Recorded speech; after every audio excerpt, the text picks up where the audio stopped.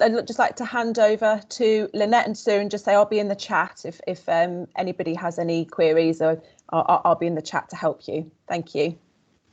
Thanks, Donna. Thanks very much. Hi, everybody. So Lynette and myself are going to introduce this session. I'm Sue Gibbons. I'm the DCO for Kent and Medway. Lynette? So yeah, I'm also DCO in East Berkshire. Shall I start sharing the slides? Yeah, today Lynette's going to put the slides up for us. And I just wanted to say very quickly, just before we start, is we want this to be an interactive session. So we're going to talk to you a little bit at the beginning, but actually we've got some questions for you and really want some feedback from you. So we want it a little bit interactive from you, hopefully. And I understand that after the session, you go into the second session, do your evaluation, and then you leave after that. So so whether this will take us 40 minutes or not, but we've got 40 minutes together. So, okay, Lynette, shall we have the first slide then? So our aims for this sort of 40 minutes is to share with you our reasoning in the SE19 area. So this is the DCO forum that we have in the southeast, and we want to sort of share with you why we've prioritised this training assurance framework and outline what the framework looks like at the moment. It's in its draft format. We want to gain some feedback from you and how you think this project might impact on children, young people and their families.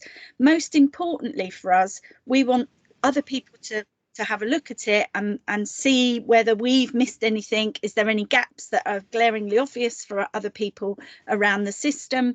And really to describe what the added value would be if we had this framework in place for both that operational practitioner and also for the organisation to take this on board. So that's really our aims for today. Okay. So what was our initial reasoning for wanting to do this type of framework? Basically, we were having a discussion between the DCO saying that we had sort of our individual locality were using different approaches for training their workforce, to really understand that actually there was different capacity and expectations on the DCO and the DMO role to train that workforce. What we want to do is have like a consistent training offer across large geographical areas, and to raise that awareness, to have more equitable knowledge around inclusion, about the SEND agenda, and really picking up on what was said earlier around SEND is everybody's business. So a bit like safeguarding, everybody should know about SEND, and this framework really wants to build on knowledge and skills and experience of all of our workforce, not just those parts of the workforce that get involved in educational health and care plans, for instance. So what we want to do is empower our health providers and those practitioners to take responsibility for their own professional development in the area. And predominantly, as we heard earlier from how the integrated care systems are going to be working, organisations are getting bigger and bigger with multiple teams. And what we want to ensure is that all of that workforce has a really, from a basic level understanding up to an expert understanding. So the framework sets out what knowledge, skills and competencies and what learning outcomes we would expect from each level within the organisation. So how did we go about it? Well, first of all, we've put it in sort of phases. So we started our phase, well, probably just as lockdown was going on, actually, which didn't really help. So it's taken probably a little bit longer to get through these phases than we anticipated. But we set up some task and finish style meetings. We really wanted to survey and pitch whether this project was a viable project in the first place. Do we invest enough time in this or not? We agreed at that point that actually the framework was viable, that we wanted to bring together many resources that are currently available out there. And what we know is there's resources from CDC, NDTI, DBOT, Mott MacDonald, but actually they're not put in one place in an organised manner for professionals to be able to access those easily and robustly.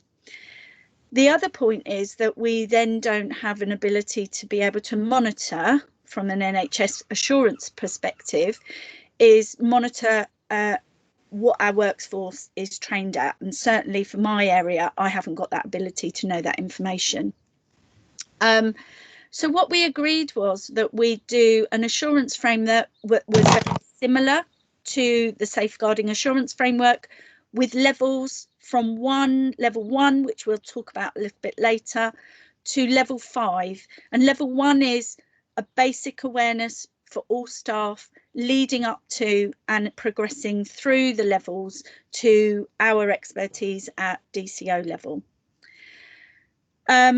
Phase 2 was, well, let's get something down on paper. Let's see what those learning outcomes look like, so that actually we can align some of the availability of resources that is currently already out there and align them with the levels. So we drew together all of those resources into one document, which was a feat in itself. I'm sure Lynette will agree with that, but we've managed to pull that together. And then we're up to a phase 3. So in our phase 3, which I'm hoping you will help us with, is some of those gaps in the assurance framework. Have we missed stuff?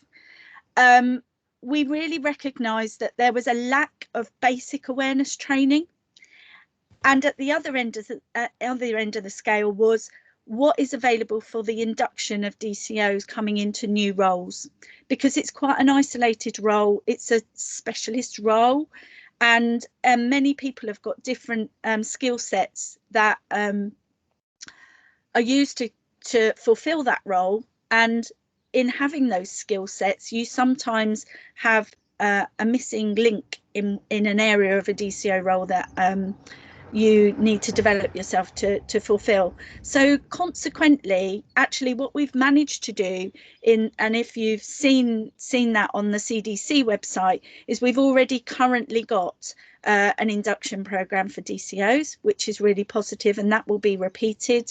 And we're currently consulting with NHS England in the SE19 region around funding to support a pilot study for the future, and also for filling that gap about basic awareness at level 1 and level 2. And so what we want to do in the future actually is to use to do this pilot as a best practice model in the southeast, and to roll this out across the national platform to hopefully in the future have a national send assurance framework, which would be the gold standard goal that I'd really like to get to. Okay, Lynette. So I'm going to hand over to Lynette, and she's going to explain what these levels are. And apologies, my camera's this way, but the slides are there. So if I turn away, I apologise. Yeah, so I'm going to talk you through kind of a brief outline of what our training assurance framework looks like and the levels. And I suppose for me, it was really important. I came in around that March time last year, and for recognising that what is going around training, what was it that's already happening out there, and actually as a DCO, what was it I needed to get those skills and competencies. The other half of my job is actually safeguarding lead, so it's a shared role, and I think it was really helpful in this in kind of looking at other models of training and the frameworks around that. So we used the intercollegiate document to look at the levels they had and kind of see how that would fit within the SEND as well. And I suppose it's bigger than SEND, it's just kind of the inclusion agenda as well. So that level 1, as you can see there, is for all staff, the inclusion of non-clinical managers and staff working in healthcare services. And that would be what we'd expect, a basic awareness. That would be Children and Family Acts, that parts that may be relevant. It might be what's the local offer, the SEND code of practice, and it wouldn't be the complete understanding of that, but just awareness and where they might need to go for more information. The level 2 then builds on that, and that's kind of that awareness but actually understanding and using it. We see probably most people sitting within the level 3 area. So that would be those that are working directly with children and young people and responsible for sort of assessing, planning and interventions. We're then up to the next level, which is more around the professionals leading centre. That might be the SEN lead within therapy services or something like that, up to level 5, which is our designated professionals. So that's DCOs and DMOs.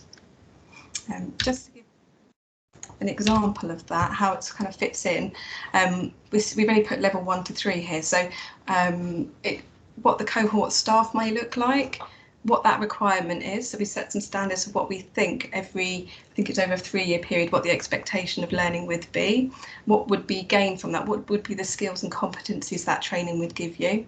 And actually part of the framework also looks at how you might record that and how you can put that as part of your practice development. I think one of the things would be quite interesting to get some feedback on is those cohorts of staff and where people see that might be really important to find who's in each area. So this one me as well, isn't it? Yeah. So I suppose this is posing our first question. So it's kind of defining what's that impact for children, young people and families.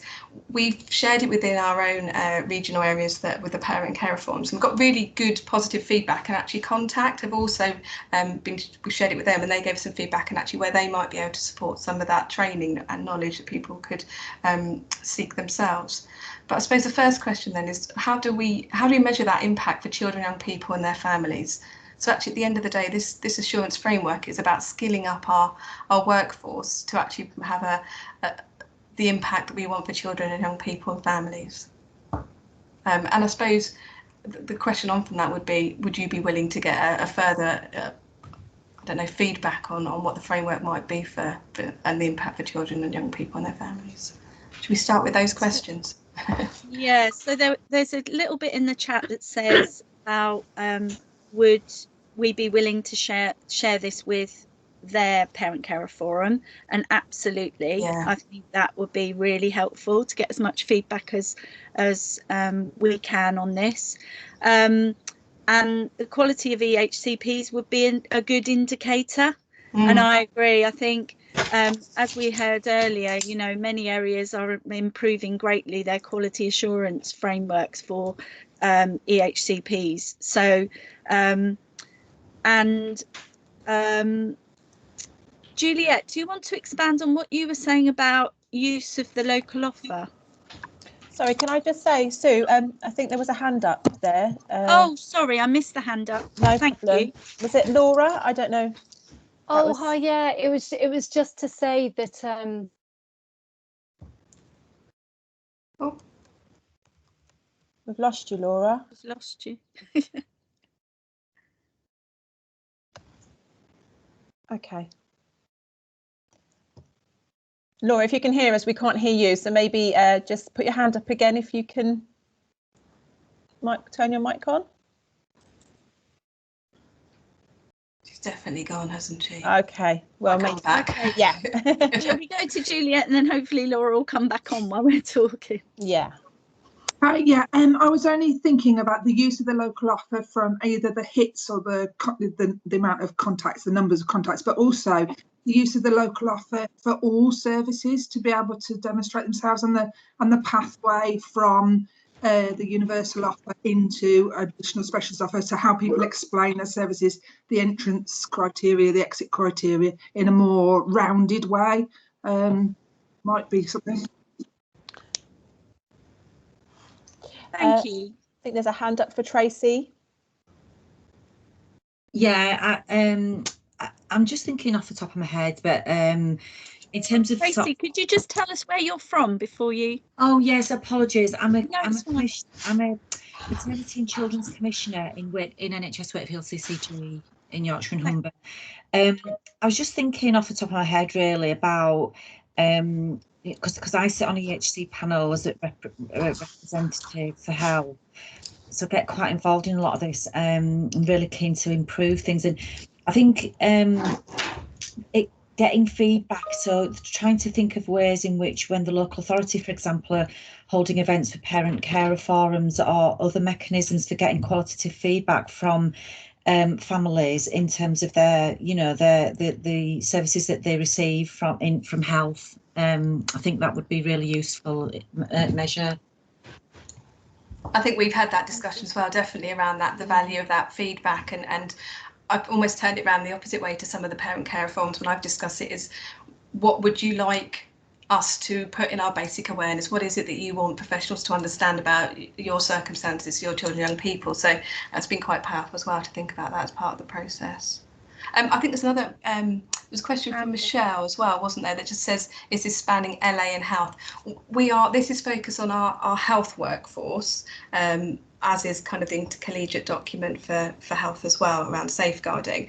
I suppose it doesn't mean we couldn't look at, or other agencies couldn't look at how they might also use the framework and where the skill set might need to be for their staff as well. And I think some of the basic awareness stuff, wasn't it? Yeah. We were looking at that would be across all areas. That would be across all. Yeah. So any resources that were created from this in the list of resources would be shared. It would be much more about the partnership and across that. But for us, it was focused on the health workforce assurances. Okay. Is there another hand up? Yes. Or is that Harry. Hi, Harry. Harry, I think if you I hate that mute button. Hi, I'm Harry Harrison. I'm a commissioning manager in North Cumbria for children and families. You probably thought about this, Sue, already, but I really like case studies with regards to what mums and dads think, and young people as well, because you know that gives you that qualitative feedback, and I think within those case studies you get an idea of what the impact has been from the changes you've made and what you put in place, which is really important to try and demonstrate to the professionals as to why what they're doing is so important and why they need to understand what they're delivering for families and making sure that it's as effective and efficient as possible. I think that would be a really useful thing actually as part of the pilot, and I'll really think about that, Harry, so thank you for pointing us in that direction. Should we go on to the next slide, unless there was another hand? There's another hand from Carol. Hi, my name's Carol Kelsey and I'm actually from a parent care forum. Oh, hello, Carol. Welcome.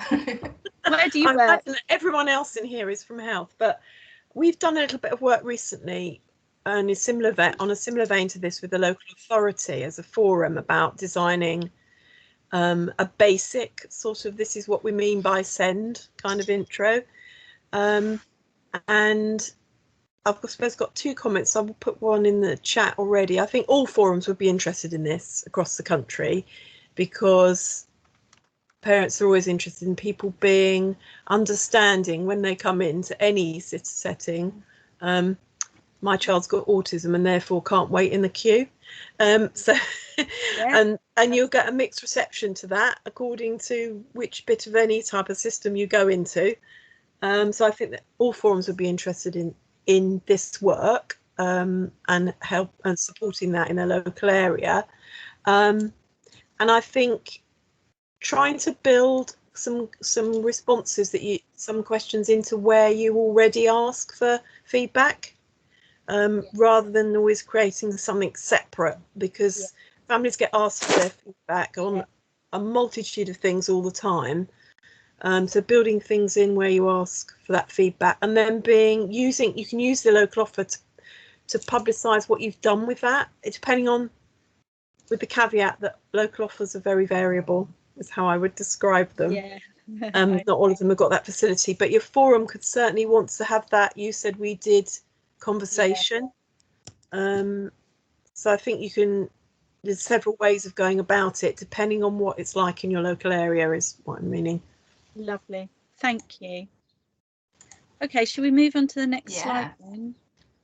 So some more, should we bring them all up? So over to you then. These are kind of the other questions we wanted to pose around the framework. So it's kind of an understanding of already who undertakes the training within your health providers. How are you auditing or the data set that's capturing that training, but also the competencies maybe, and how do you identify which staff need which training, really? I suppose we're asking as well. So if anyone would like to come in on those questions. And if you want to put it in the chat, yeah, because you don't get an opportunity to speak, that's fine. Carol, I don't know whose hand went up first, but Carol's there. Sorry, that's a legacy hand, as we say. Oh, okay. Harry's just put his hand up. Harry. Yeah, I think those questions are really interesting in that we don't do any of those in our area. We don't have any SEND training. We don't do any auditing data. Well, on training competencies and certainly how do you group staff? We don't do that either. So, you know, this is something I would want to take from yourselves if we could, and we could pilot in our area on your behalf. But for us, if you see what I mean, that would be really good to do, because it's something that we're really lacking in. And actually, when you speak to professionals on the ground, they're like, "Send what? What's happening?" Mm-hmm. Not all of them, obviously, but you know, that's the general consensus. Yeah. I think that was my point as well. When I first looking at this, I was like, well, actually, how am I going to get that, and how do I identify which staff I need to be asking about training and stuff as well? And looking at the quality of that training, almost saying actually what is really important for that group to have. So I think, yeah, definitely I want to get anyone on who wants to be in partnership. More pilots, the better, really, I would suggest. Yeah. I'll email you, Harry. That would be great. Got a hand up from Mark Gower. Yeah, I'm Mark Gower. I'm a DCO over in Norfolk and Waveney, and we've had a competency framework for about 5 years actually in Norfolk and Waveney. We Your e-learning is amazing. Yeah, and we've got an e-learning. So we did our competency framework, and we started off with trying to do a multi-agency process, and then we ended up doing it for health only because we found we struggled to get the multi-agency on board with it at that point. But it has started to evolve a little bit more into multi-agency, but we're still doing our individual health-focused training, and we still use that competency framework that we've got in place, and that framework is put into our quality schedule, and we're expecting our staff to actually deliver and do the e-learning. If they're actually coming into contact with children and young people from 0 to 25, we are expecting them to do the e-learning. And so what we've done is try to get a lot of the e-learning on some of our providers' ESR records. Yes, that's what I was going to ask you around your ESR and whether it was linked, because I wasn't sure, because your e-learning package is really excellent. Yeah, and we've tried to really, you know, we've struggled to get that in. 2 providers have now got it in because we wasn't able to get them to record on if they've done it or not. And so that's only having to go on the local offer to be able to do it. But actually, we've had quite a lot of take up, and we've seen quite a lot of people that have done it more recently because we've got that record to them to show that. The other bit that we do, we offer face-to-face sessions for advice writing, because we felt that the advice writing was the bit that people was really struggling with, and now we're moving a little bit on more to the tribunal stuff. Yeah. And I think you're definitely right, Mark, as well. It's that blended model of where you can get training, isn't it? So it may be that in your local area that's a real training need, and that's something that you can deliver. And I think for level 3, 4 and 5, that may be that more bespoke training. So I think absolutely. And whereas maybe I know we had chat with some of our providers that if they had just that basic awareness that they could just put into every staff member's induction when they come into the organisation. So I think it is about that blended model, isn't it, as well? And we're expecting in their inductions to have a couple of slides just to give a brief about what SEND is and what the expectation would be. And that's all we've expected is 2 slides in their induction. Then the next bit would be the level bit where they do the e-learning and any other bits that they might need to be pulling into. And then it's gradually building up, because we've got people like Sendias doing stuff. We've got kids on mediation that do stuff, because they do stuff around the legal bits of it all. I think that was our point as well, is actually, you know, from our perspective, that a little bit like the safeguarding, you know, framework, there is a professional development and what your needs are as a clinician and an individual practitioner, because you will come from very different backgrounds. And actually, it may be that you need some additional support with outcomes training, for instance, and how to write outcomes and what that looks like for you. But another person may be really au fait with that, and they may need some more information about what co-production is and what's included in co-production, and so actually we do want a blended model approach to make sure that actually it harnesses your own professional development as much as serves a you know, that foundation of building blocks for all of your workforce, so that you continually professionally develop through your professional career, really. So I see Susan in the chat said she'd really like to link with us about doing this across her system, and you working in Durham, so that would be really helpful. I think I've just wondered, sorry, Stu, I wonder if there is other, because there must be a lot of other people across the country that have tried to do similar things. And is there a way of putting something out on the chat to ask so that we can get a small working group? Because I've always wanted, a bit like you, get it into our health system, get it into our region, and get it approved in our region. So at least we've got a regional take up on it. Yeah. And then how do we then widen it out across the whole of the country to get that a bit like they can intercalate it? Because I was a designated nurse before I did this, safeguarding and looked after children. So trying to look at how do we do it, and I'm thinking, should we not try and get a work group then to pull it together as a whole, rather than, does that make sense? Because I'm thinking the DCO network might be a place to do that, because I know Dorset have done quite a bit as well, haven't they? I think. Yeah, and Milton Keynes have just got a new e-learning system too. And I think that would be really positive. And I know that we've already had conversations with Lorraine around how does she see this could work nationally, and she's very keen as well to take this forward. So I think we do have to use our NHSE colleagues within our regions to support us in taking this to the next level. But I think let's not run away with ourselves and make sure that we've got all of the information right and secure before we spread that out. So I think it would be really helpful to have that working group. I don't know what you think, Lynette. Absolutely, I think it came really from the fact that further input for us. And it came from actually within our own region, we were all going away and doing it separately. And I suppose it is that kind of bigger picture, isn't it? We wanted to do it as an area because we were all doing it at the same time. We wanted some consistency, and it would share resources. And doing that at a bigger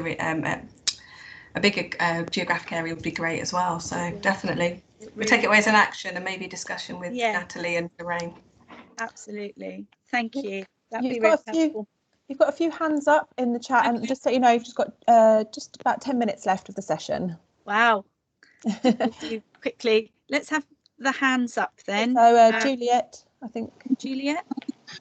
Hi, so I'm in Sandwell, but the answers to your questions is, at the moment the training falls to me, but we and when I first started in the role in September 2019, there'd already been a big training program, but it was all process based as opposed to quality based. So we're shifting heavily into quality, and by doing that, what I've recognised is the language that's used in the training that's say about SEND and the code of practice, and the difference or the subtle differences between the language used within healthcare. For example, the word outcomes and goals versus outcomes and all those types of conversations. So I really appreciate that this is for healthcare, and I think it is important to have that, because I think part of the challenge has been people being reluctant to commit to paper what they think, because it's felt quite big, and the responsibility of writing the end plan as opposed to writing their element of health advice for the end plan and supporting. So I really appreciate this. I equally was splitting my training into three levels I used. One was general awareness, one was about if you are working with a child and asked to write advice, and then one was about supporting tribunal or mediation work.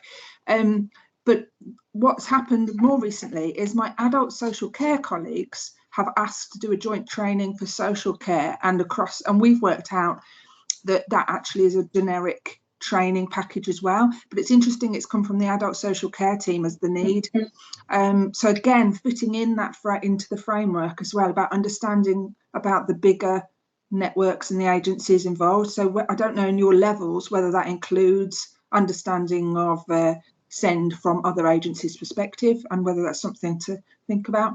But we do audit, we do capture the information, and because it just comes from me, I have to be honest, during COVID it's been on a one-off basis. We've had lots of really good quality stuff, but I'm finding I'm focusing a lot on CAMS supporting staff in CAMS, and a lot in the 18 plus services but individually, because their services haven't really been set up to think about health advice, particularly for education, health and care plans. Thank you. So could we go on to the next questions, and then you may be able to answer the two, because I don't want to miss out our slides on I think some of these we might have captured. Do you think, Lynette? So yeah, is there that does something look that like you it. think is needed? So I'm getting a really sense from everybody that you do think this is needed, and that it would be helpful to understand it further. Are the different levels understandable? Do you just want to put your hands up to answer the question, because that's a bit of a yes or no, or put it in the chat? I think a real question for us is, do we think this should be mandatory, and is this a regional or national framework? And from everybody's enthusiasm around it, I'm guessing that a national framework sounds like a much needed way forward. So if there's any challenge to that, then please put it in the chat. And we've sort of had those discussions about should it be wider than health or not, which was some of our thinking around it. But I guess how do people feel? Do we want to go to some questions and see if we can answer some of that through the questions? So who else had their hand up? Folake Jacobs. Hi. Hello. Hello. Oh, I'm a bit dark. Sorry. Yeah. My name is Folake Jacobs, designated clinical officer from Greenwich. It's more of a suggestion rather than a question. Yeah. So just looking. I mean, it's excellent to see. I mean, the improvements, the great work you've been doing, and just looking at the levels, I can see 3 levels emerging, as opposed to 4. I mean, as opposed to 5, and probably level 1 being a kind of more generic training for everyone, and level 2 being, I mean, if you're working for children and young people, and looking at early intervention and support for children with additional needs, and then level 3 being more of a bespoke training, looking at some writing health advice, and looking at also tribunals, how to support tribunals, and writing advice for the tribunals. And so that's just my suggestion. And I think the other bit of my question was, I was going to ask you if you'll be developing an e-learning, but I think Mark has answered that, because I think Norton, when I used to be in Luton, and we kind of used the Norton e-learning model to develop our e-learning in Luton, and I think it's a very excellent model. Yeah. And I think that was really good feedback, and I don't know if it's worth me just putting up this slide, because I think you're right, it's about those levels. And I suppose the question would be, you were saying 3 is a really good number, but we've actually built in 5, because we felt there was this sort of the kind of 3 would be the majority of staff working with children, young people who have additional needs, and the kind of inclusion agenda there. And then 4 would be that professionals that are leading. So and then level 5 would be the specialist roles within the CCG for designated clinical officers. So it's really interesting, isn't it, to think about. I suppose one of the questions Sue and I have had is 5 levels too much as well, or whether we started with 4. Yeah. But when we were matching the learning outcomes to the levels, it then didn't make sense to have 4, because actually what we realized was that actually there's a level for DMOs and DCOs, and I was going to ask you, actually, if we only have 3 levels, how would the DCO fit into those levels? Because we would expect the DCO to have that more strategic insight and understanding from that level, and I think we would restrict ourselves if we only had 3.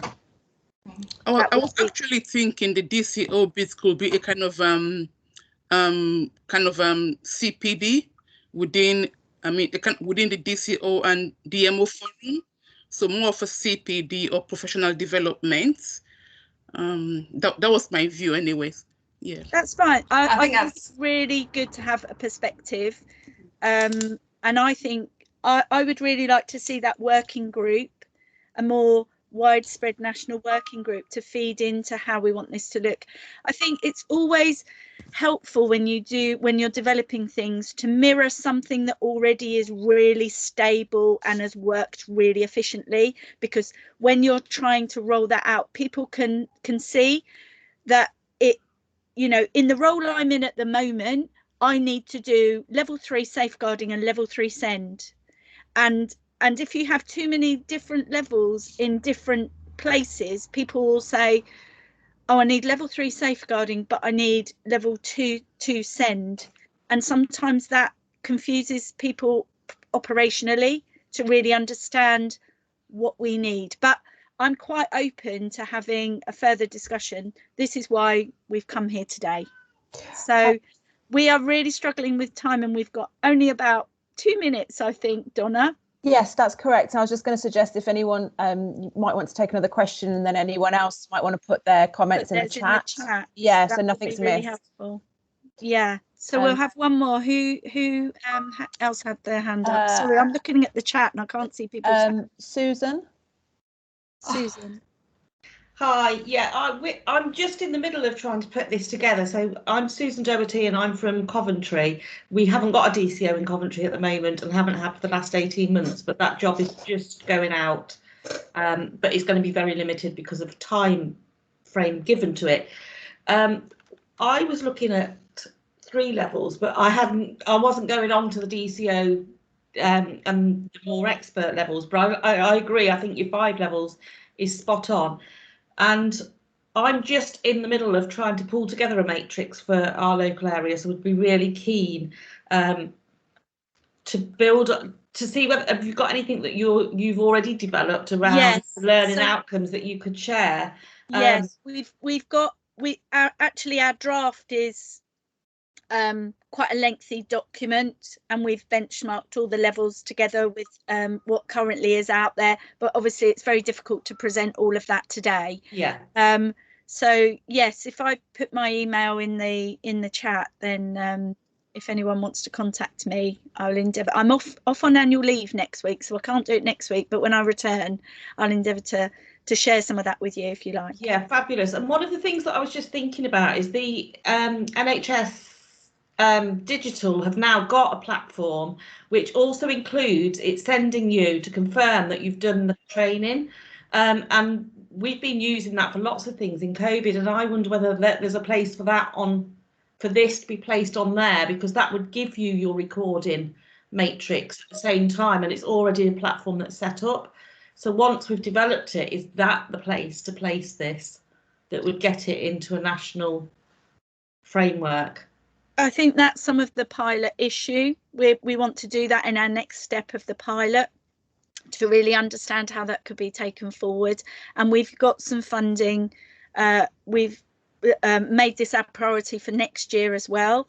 So NHS England are agreeing. I haven't got quite the sign off, but I'm hoping they will agree that we can have some investment next year to move this to the next level. And one of those things is around making sure that we have the training linked in with, like you say, digital, but also the ESR system. Yeah. And I know that the basic awareness that I'm hoping that CDC will support us with, that CDC's system is going to be linking in with ESR as well. So not that I'm very good with IT stuff, but but yeah, so that's positive. So I just want to say a massive thank you, and I'm sorry we couldn't have all the hands because it's just been really interactive, and I thank you for all of that. But I know you've got to go to your second session now. Lynette, do you want to say anything before? I was going to say, I'm aware that people have had hands up for a while and didn't get to ask their question stuff, so either you can type them into the chat, we can try and answer them now so that you'll still see it as part of the chat. And is it worth us putting our email addresses in so people can contact us if they want to be involved in stuff moving forward? I just think we've got a lot of people interested that maybe we can build on that expertise within the room today. Absolutely. I'm just going to put mine in the chat. Yeah. Yeah, I think we're a bit concerned that there wouldn't be any interest in this and we got it all wrong. But what I'm actually hearing is that this is something that other people are thinking about, and actually it does need to be on a wider platform really for those discussions, which is quite exciting. I'm excited about it. I'm excited now. So thank you everyone for joining in today. Yeah, thank you very much. I look forward to speaking to you in the future. Thank you. Bye. Thank you. Bye. If you could please now just move to your, take your time, I think your next session starting at 12:30, session 2. Thank you, everybody.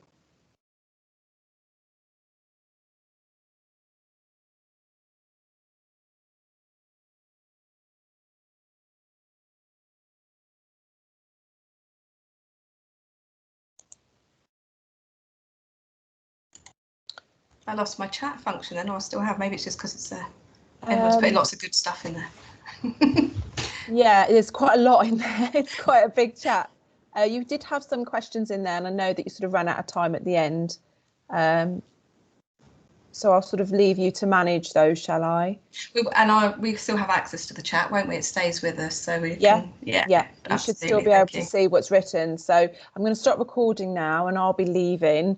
But yeah, you should still have access. If there's any problems, then just do get in contact with Daphne. Is it Marie or Daphne that you've been? Either one, I think. Yeah, just and they can give you access, but you should still be able to see everything that's in there. Fantastic, so, thank you. Thanks for your help, Donna. No problem. Thought it was a great session. Very successful, obviously. Okay, I'll stop recording.